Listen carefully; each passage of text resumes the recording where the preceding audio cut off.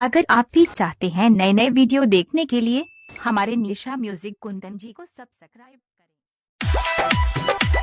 DJ कुंदन Amit mixing centre.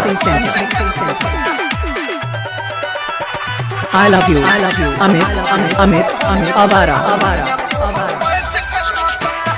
घूर घूर के ऐसे पानी हारता रह, लेकिन नहीं खो देख ले कि हारता रह।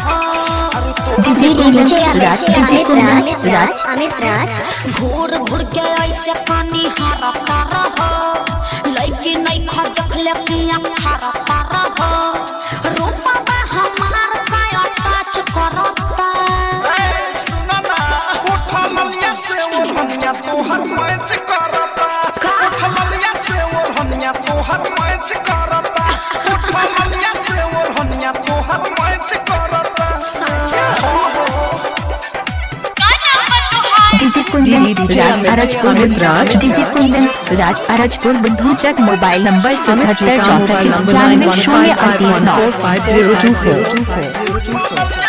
रजपुर बुद्धू चक घोर बांकी। जवान भइलू उतने तोर डिमांड बढ़ता।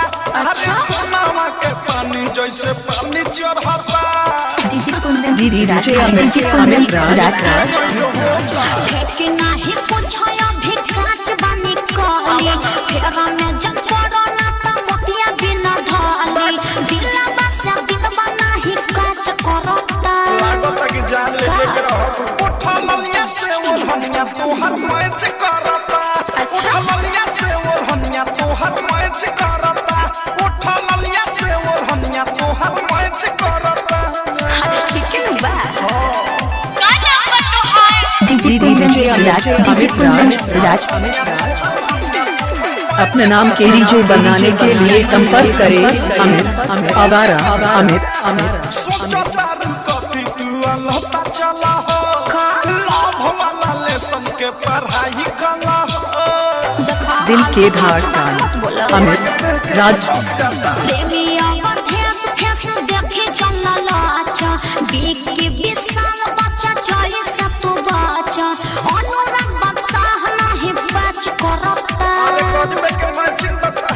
उठा ललिया से वो हनिया तोहर मैच करता।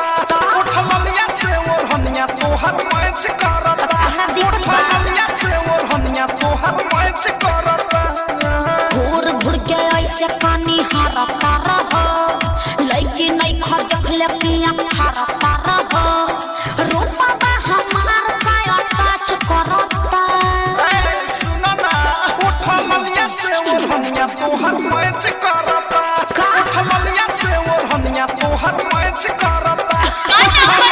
डीजे कुंदन राज अरजपुर बुद्धू चक। मोबाइल नंबर 77 64 91 घोर बांकी।